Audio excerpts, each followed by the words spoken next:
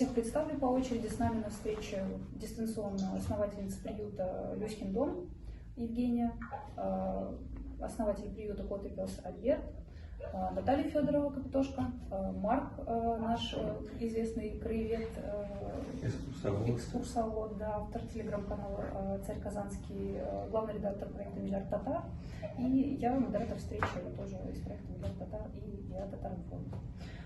Ну, первый вопрос довольно общий. Кто хочет взять слово, тот его и берет. Хотелось бы, конечно, о проблеме бездомных котов в Казани услышать. То есть, какова ситуация. Про собак мы все знаем, плюс-минус. Что у нас в Казани происходит, насколько все плохо или, может быть, не так плохо.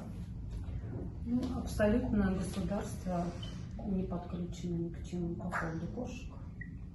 Их как и было множество по подвалам, в дворах, так и есть. И кто занимается этим? Чисто сами люди обычные. У меня вот сейчас на данный момент около 130 кошек подобранных. Кто-то мне сами привезли, какие-то там больные были, котятами, целыми выводками. Откуда угодно. Вот звонят люди, каждый день звонят, даже по несколько раз. Заберите. Вот здесь вот кошечки, здесь котятки, вот тут больные. Я говорю, я не могу, у меня же дом просто не резиновый. Это же в своем частном доме все. То есть я специально построила второй этаж, и они там находятся. То есть у них есть кондиционер, как говорится, электричество, отопление, все есть. То есть у вас частный приют, да? Да, постоянные бесконечные уборки, а я еще и работаю, как обычный человек, то есть пятидневка на ногах, и я просто, честно говоря, очень сильно устаю.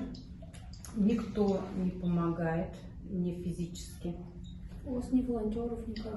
Раз в месяц приезжают вот иногда студенты КФУ, спасибо им огромное. Они причем сами изъявили желание. Там есть хороший организатор их, Дарья. Спасибо ей огромное. А так абсолютно ничего. Ни финансовой помощи, естественно, от государства. Я даже специально оформила благотворительный фонд в надежде, что какие-то организации, фирмы будут нам помогать. Нет, абсолютно ни одного перевода там, ничего. А может, они не знают про вас или... Многие знают, и причем, когда я была неофициально зарегистрирована, они писали мне, ой, вот если бы вы оформили бы все официально, мы бы смогли вам помогать. Нет. Помогают кто? Обычные люди, даже такие вот кошатники, возможно, как я. Евгения, было бы интересно вас тоже выслушать, ваш взгляд на ситуацию с котиками, особенно с котиками, у которых есть там определенные заболевания. Вы не с простыми животными работаете, насколько нам известно. Да, я только хотела бы уточнить, а какой у нас вопрос сейчас на повестке? Текущие какие-то проблемы, которые больше всего беспокоят приюты? Да, или... основные болевые точки вообще связаны с бездомными котами именно в городе, потому что, опять же, про собак мы все уже плюс-минус знаем, а что с котиками творится? Так, ну смотрите, тут в целом-то все, в принципе, рассказали, как появляются животные на улицах и так далее. Я хотела бы, наверное, не обозначать опять эту же проблему, хотела бы предложить все-таки решение. Я надеюсь, что мы не просто так встречаемся, а будем что-то еще делать. Очень важно работать, на самом деле, с хозяевами животных, потому что я недавно пыталась вообще проанализировать, какие животные находятся у меня в приюте, и оказалось так, что 80% животных, даже, наверное, 90%, это все-таки бывшие домашние животные, которые оказались на улице не потому, что их выкинули, а потому что, например, у нас практикуется самовыгул, у нас нет понимания важности стерилизации, и также у нас очень негуманное отношение у хозяев к своим животным, потому что многие животные оказываются у нас после получения травм, кто-то оказывается у нас после гибели своего хозяина. И я бы хотела, чтобы все-таки работали именно с людьми, именно с хозяевами котиков, чтобы как можно меньше было таких случаев, чтобы сами приюты более ответственно подходили к выбору хозяина, чтобы животное ни в коем случае потом не появлялось опять на улице. наверное, мне о каких-то проблемах нашего приюта бессмысленно, потому что здесь есть более крупные приюты с большими, так скажем, и сложными проблемами. Вот, моя боль заключается именно в негуманном отношении к животным, потому что, да, у нас действительно котики сложные, со сложными заболеваниями, некоторых животных даже нет возможности вылечить в Казани, потому что ветеринария здесь также не очень развита. Вот.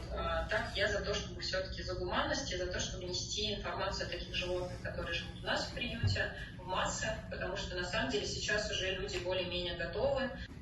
Наш приют вырос тоже до таких небывалых размеров. Я не уверен, что это предел, потому что и тут на данный момент 500 собак и 80 кошек. То есть почти 600 животных. И 200 было много для нас, и 300, и 400, и вот сейчас 600. Да, говорить о том, что волонтеры к нам... А у вас частный дом? Нет, аренде участок в Зеленодольском районе. Вот, мы с нуля абсолютно в голом поле, без одной коммуникации строили приют. Вот, и как только ты берешь на себя ответственность, ты всем должен. Вот. Сразу появляются не помощники, а желающие привести животных. К сожалению, это правда. И вот если говорить о том, какова на самом деле ситуация, да, мы можем все говорить 130, там 100 кошек, у меня 80, но то количество, которому мы не можем помочь, мы даже подсчитать не можем. Это действительно каждый день. Считаете, сколько в Казани кошек? Нет? Подсчета не было, даже подсчет собак, который был, он примерный, да. А сколько собак? Чтобы понимать. 6 тысяч, 8 тысяч.